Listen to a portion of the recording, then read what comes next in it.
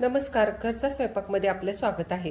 दिवाळी विशेष रेसिपीजमध्ये आज आपण बनवणार आहोत अर्धा किलो रव्याच्या एकदम खुसखुशीत आणि तोंडात विरघळणाऱ्या करंज्या ही रेसिपी. यामध्ये आपण साठा मैदा वापरणार नाही. शिवाय रवा आणि सारणाचे एकदम परफेक्ट प्रमाण मी तुम्हाला सांगितलेले आहे, त्यामुळे तुमचे पीठ किंवा सारणही शिल्लक राहणार नाही. चला तर रेसिपीला सुरुवात करूया. करंजीचं कव्हर बनवण्यासाठी काय साहित्य घेतले ते बघूया. 500 ग्रॅम एकदम बारीक रवा घेतलाय, बारीकच घ्यायचा शक्यतो. मीठ चिमूटभर घेतले आणि इथं 3 टेबलस्पून आपण तेल घेतलेलं आहे. भाजीला जे तेल वापरतो ते कोणतंही तेल घ्या. आपण जो रवा घेतलेला आहे तो मिक्सरच्या भांड्यात घालून थोडासा आपल्याला फिरवून घ्यायचा आहे. खूप जास्त वेळ फिरवायचं नाही, 10 सेकंद कमीत कमी फिरवायचं. त्याच्यापेक्षा जास्त वेळ फिरवलं तर करंजीचं कव्हर जरा जास्त चिवट होईल. 2 बॅचमध्ये हा रवा मी बारीक करून घेते. एका वेळी 10 सेकंद फिरवून मी हा रवा बारीक करून घेतलाय. बारीक करून घेतलेला रवा एका परातीमध्ये घालते आणि आता हा रवा आपण मळून घ्यायचा आहे. रव्यामध्ये घालूया आता चिमूटभर मीठ. मीठ घातल्यानंतर याला चांगलं मिक्स करून घेऊया आणि आता याच्यामध्ये घालायचं आहे 3 टेबलस्पून कडकडीत तेलाचं मोहन. तेलाचं मोहन घालताना अगदी कडकडीत गरम करून घ्या, म्हणजे कव्हर अगदी खुसखुशीत होईल. तेल खूप गरम आहे म्हणून सुरुवातीला चमच्याने चांगलं मिक्स करूया. तेल थोडंसं कोमट झालं की हाताने आपण या रव्याला चांगलं चोळून घ्यायचं. तेलाचं मोहन मी सांगितलं तेवढंच घाला. अशा प्रकारे याचा मुटका झाला पाहिजे. तेल खूप जास्त झालं तर करंजीचं वरचं कव्हर खूपच मऊ पडतं आणि करंजी आपण जेव्हा चिकटवतो तेव्हा ती चिकटत नाही, त्यामुळे तेलात करंजी फुटण्याची शक्यता असते. तर रवा आता पाणी घालून मळायचे. तर 250 मिली पाणी इथं मी घेतले. रव्याचं कव्हर आपल्या करंजीचं खुसखुशीत होण्यासाठी हे पाणी आपल्या हाताला सोसवेल एवढं कोमट करून घ्यायचं. ही ट्रिक खूप महत्वाची आहे. तर थोडं थोडं पाणी घालून इथं आता आपण हे रवा व्यवस्थित मळून घेऊया. पाणी एकदम घालायचं नाही, नाहीतर रवा बांधला जाणार नाही. थोडं थोडं पाणी घालून याला मी मळून घेतलेलं आहे आणि तुम्ही बघू शकता असा मऊसर गोळा आपल्याला मळून घ्यायचा आहे. पाणी घालताना मात्र एकदम पाणी घालायचं नाही. तर बघू शकता अशा प्रकारचं मऊ पीठ आपल्याला मळून घ्यायचंय. आणि हे पीठ मळण्यासाठी आता पाणी किती लागलं ते सुद्धा तुम्हाला सांगते, म्हणजे तुम्हाला अगदी याचा परफेक्ट अंदाज येईल. तर आपण 250 मिली पाणी घेतलं होतं. 500 ग्रॅम रवा मळण्यासाठी आपल्याला 210 मिली पाणी लागलेलं आहे. पिठाला पाण्याचा हात लावायचा आणि आता आपण याच्यावरती झाकण घालून ठेवायचंय. अर्ध्या तासासाठी आपण याला रेस्ट करून घेऊया. पीठ रेस्ट होतंय तोपर्यंत आपण सारण बनवूया. तर सारण बनवण्यासाठी इथं मी रवा घेतलेला आहे बारीक 100 ग्रॅम आणि पिठी साखर घेतली. तर पिठी साखर मात्र आपण गरजेप्रमाणे वापरणार आहोत. किती ते तुम्हाला नंतर सांगते मी. तर सारणासाठी आणखी काय साहित्य घेतले ते बघूया. तर किसलेलं खोबरं इथं घेतलेलं आहे 150 ग्रॅम. त्यासोबतच आपण घेतलेली आहे खसखस 2 टेबलस्पून. वेलची पावडर घेतलेली आहे अर्धा टीस्पून आणि चारोळे घेतलेले आहेत 2 चमचे. तर पोहे खाण्याच्या चमच्याने चारोळे घेतलेत. त्यासोबत घेतलेले आहेत काजू 10 तुकडे करून घेतलेत. बदाम सुद्धा 10 तुकडे करून घेतलेत आणि इथं घेतलेली आहे चारोळी 35. कढई गरम करून घेतली, त्याच्यामध्ये खसखस घालायची आणि परतून घेत घेत हलकासा तांबूस रंग येईपर्यंत भाजायची. खूप जास्त भाजायची नाही. खसखस भाजून झाली आहे. आता पटकन कढईतून बाजूला काढते.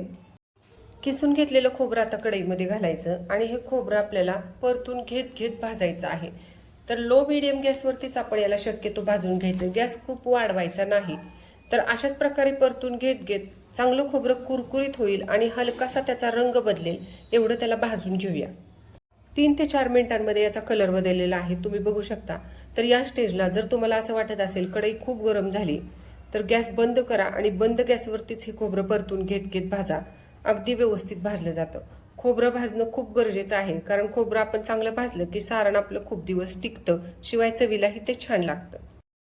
खोबरं अगदी व्यवस्थित इथं भाजून झालेलं आहे. त्याला तांबूस रंग यायला हवा होता तेवढा आलेला आहे. तर उलटण्यावर घेऊन मी तुम्हाला दाखवते. अशा प्रकारे एवढा तांबूस रंग आला की आपण खोबरं कढईतून बाजूला काढायचं आहे. कढईमध्ये आता घालायचं आहे पोहे खाण्याच्या चमच्याने 3 चमचे तूप. तूप गरम झालं की याच्यामध्ये घालायचे आहेत पहिल्यांदा बदामाचे तुकडे, काजूचे तुकडे आणि आपण घेतलेली चारोळी. आणि चारोळी घातल्यानंतर परतून घेत घेत फक्त 1 मिनिटभर याला भाजायचं. खूप जास्त भाजायचं नाही. 1 मिनिटामध्ये ड्रायफ्रुट्स आपले भाजून झालेले आहेत. तर थोडेसे कढईला घ्यायचे, तूप निथळून घ्यायचं आणि एका डिशमध्ये काढून घ्यायचे. ड्रायफ्रुट्स भाजून झाल्यानंतर जे तूप उरलं होतं त्याच्यामध्येच आता आपण घेतलेला 100 ग्रॅम रवा मी इथं घातलाय. तर तो सुद्धा आपण परतून घेत घेत भाजायचा आहे. या रव्याला खूप जास्त भाजायचं नाहीये, तर हलकासा रंग बदलेपर्यंत भाजायचं. शिवाय याच्यामध्ये तूपही जास्त घालायचं नाही. मंद आचेवरती 4 मिनिट रवा परतून घेत घेत मी भाजलेला आहे. तर तुम्ही बघू शकता खूप जास्त कलर बदललेला नाहीये याचा, एवढाच भाजायचा. तर गॅस बंद करते आणि रवा बाजूला काढते. सारणाचं सगळं साहित्य भाजून मी थंड करून घेतले आणि इथे एक छोटंसं गमेलं घेतले. तर त्याच्यामध्ये आता घालायचं आहे आपण भाजून घेतलेलं खोबरं आणि त्याला हाताने आता चुरून घ्यायचं आहे. तर मिक्सरवरती याला बारीक करू नका, तर हातानेच अशा प्रकारे चुरून घ्या. खोबरं अशा प्रकारे एवढं चुरून घ्यायचं आहे. खोबऱ्यामध्ये आता घालायचा आहे भाजून घेतलेला रवा, तो सुद्धा थंड करून घेतलाय. साहित्य सगळं थंड करून घेतलंय हे लक्षात घ्या. भाजलेली खसखस इथं मी खलबत्त्यामध्ये कुटून घेतली, ती घालूया. आता घालायचे आहेत आपण भाजून घेतलेले ड्रायफ्रुट्स, बेदाणे, वेलची पावडर. सगळं साहित्य आता आपण व्यवस्थित मिक्स करून घेऊया आणि त्याच्यानंतरच याच्यामध्ये साखर घालूया.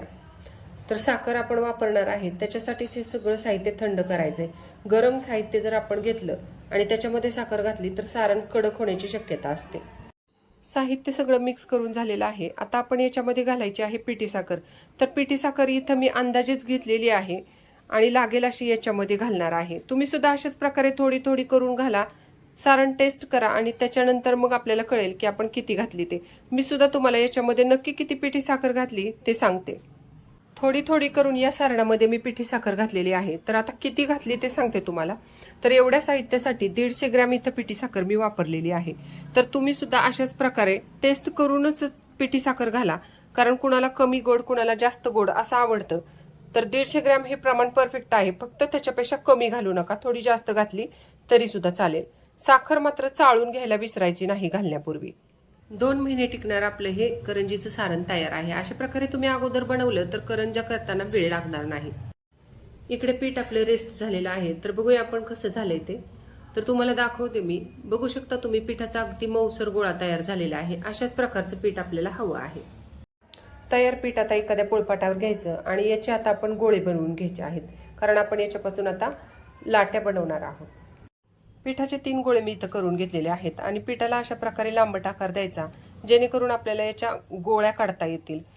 तर अशा प्रकारे याला लांबट आकार देते आणि गोळ्या बनवून घेऊया. तर अशा प्रकारे याला मी लांबट करून घेतले. हवं तर तुम्ही हाताने सुद्धा अशा प्रकारे लांबट करू शकता. तर आता ही लांबट करून घेतल्यानंतर आपण याच्या गोळ्या करून घेऊया.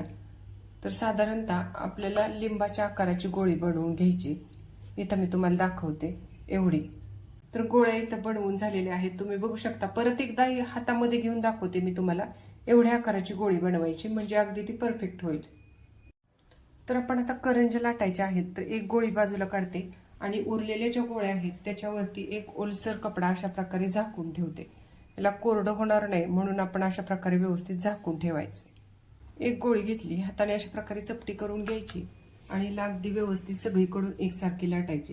बघू शकता इथं अगदी सहज लाटली जाते. आपल्याला पिठाची वगैरे गरज पडत नाही. पीठ किंवा तेल आपण इथं नाही वापरणार, कारण आपलं हे पीठ अगदी मस्त झालेलं आहे.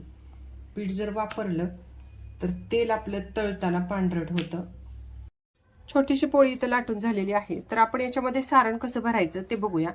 तर पोहे खाण्याच्या चमच्याने 1.5 ते 2 चमचे आपण याच्यामध्ये सारण भरणार आहोत. तर करंजी सुद्धा नंतर आपण कशी जुळवायची ते बघूया, जेणेकरून ती तेलामध्ये फुटणार नाही. आडवा हात असा याच्यावरती ठेवायचा आणि याच्यामध्ये तुम्हाला हवं तेवढं सारण तुम्ही घालायचं आहे अशा प्रकारे. आणि आता काय करायचं तर बाजूने वेळेला व्यवस्थित मधोमध घ्यायचं अशा प्रकारे. आणि आता दोन्ही कढाईच्या उचलायच्यात. इकडून एक उचलायची आणि इकडून एक उचलायची. मध्ये जुळवून घ्यायच्या आणि कडेच्या सुद्धा अशा प्रकारे पहिल्यांदा जुळवून घ्यायचं. अगदी पटकन जुळतात कडा. हे बघा अशा प्रकारे. आता हे कडा जुळवल्यानंतर करंजी अशा प्रकारे सरळ ठेवायची. पुन्हा बोटाने याला कडेने दाबायचं. करंजी व्यवस्थित अशा प्रकारे दाबून घ्यायची. याच्यामध्ये हवा राहू द्यायची नाहीये. आणि आता फोर्कच्या मदतीने आपण याला डिझाईन करणार आहोत. जर तुम्हाला फिरकीचा चमचाने करायची असेल तर तुम्ही त्याने सुद्धा करू शकता, किंवा तुम्हाला जर मुरड घालता येत असेल छान तर मुरड घातली तरी सुद्धा मस्त करंजी आपली दिसते. तर बघू शकता इथं आपली अगदी मस्त अशी करंजी तयार झालेली आहे. अशाच प्रकारे मी उरलेल्या सुद्धा करंज्या बनवून घेते. इथं 15 करंज्या मी बनवून घेतलेल्या आहेत. तर या करंज्या आता तळायच्या कशा ते बघूया आपण. तेल गरम झाले का ते बघूया. तर मी इथं 15 करंज्या केल्यात, त्यातल्या निम्म्या झाल्या तेव्हाच मंद आचेवरती तेल गरम करायला ठेवलं होतं. एक गोळी घेतली पिठाची, याच्यामध्ये सोडते. तर बघू शकता याला भरपूर बबल्स आलेले आहेत आणि पटकन आता ही पिठाची गोळी वर येईल तेव्हा समजायचं की हे तेल गरम झालेलं आहे. पिठाची गोळी इथं पटकन वर आलेली आहे, तुम्ही बघू शकता. तर आता आपण करंजी तळून घेऊया. तेल किती गरम झालंय याच्यावरती आपण गॅसची आच कशी ठेवायची ते सुरुवातीला जरा चेक करून घ्यायचं. तेलामध्ये आता करंजी सोडूया आपण. तर एका वेळी आरामशीर तळता येतील एवढ्या करंज्या याच्यामध्ये सोडायच्या, खूप जास्त घाई करायची नाही. तर मी आता याच्यामध्ये फक्त 4 करंज्या एका वेळी सोडते आणि आपण याला तळून घेऊया. तर बघू शकता तुम्ही पटकन करंजी वर येते. झाऱ्याने थोडंसं आपण याच्यावरती तेल घालायचं आणि वरची बाजू लगेचच धक्का लावायचा नाही, तर आपोआपच उलटली जाते बघा तुम्ही. तर ही करंजी आता मी उलटून घेते. किती छान फुगलेत, अगदी मस्त करंज्या झालेल्या आहेत आपल्या. आणि छोटे छोटे करंजीवरती बबल आलेले आहेत. तर अशा प्रकारे करंजीवरती छोटे बबल्स आले की समजून घ्यायचं आपण की आपलं पीठ अगदी मस्त झालेलं आहे, करंजी छान झाली. करंज्यांना बघू शकता तुम्ही हलका मस्त गुलाबी कलर आलेला आहे. एवढ्याच रंगावरती आपल्याला या तळायच्यात, याच्यापेक्षा जास्त तळायच्या नाहीयेत. तर तळलेल्या करंज्या जवळ घेऊन दाखवते तुम्हाला. तुम्हाला लक्षात येतच असेल, अगदी छोटे छोटे मस्त बबल आलेत आणि आवाज सुद्धा बघा, एकदम खुसखुशीत करंज्या झाल्यात. तर उरलेल्या सगळ्या करंज्या अशाच प्रकारे मी बनवून घेते आणि तळून सुद्धा घेते. सगळ्या करंज्या इथं बनवून झालेल्या आहेत, एकदम मस्त खुसखुशीत झालेल्या आहेत. तोंडात विरघळणाऱ्या करंज्या आपण इथं बनवलेल्या आहेत. आपण जे साहित्य घेतलं होतं त्याच्यामध्ये इथं 35 करंज्या तयार झालेल्या आहेत. आपण बनवलेलं सारण आणि 500 ग्रॅम रव्याचे आपण जे घेतल्या होत्या गोळ्या बनवून, ते अगदी परफेक्ट माप झालेलं आहे. सारणही शिल्लक राहिलेलं नाहीये किंवा पीठही शिल्लक राहिलेलं नाही. एकदम परफेक्ट प्रमाणात आज एकदम खुसखुशीत साठा वगैरे न लावता कशी करंजी बनवायची हे मी तुम्हाला सांगितलं. तर आजचा हा व्हिडिओ कसा वाटला ते कमेंट करून सांगा आणि व्हिडिओ आवडल्यास लाईक करा, शेअर करा आणि अशा छान छान रेसिपीज पाहण्यासाठी घरचा स्वयंपाक चॅनलला सबस्क्राईब करायला विसरू नका. धन्यवाद.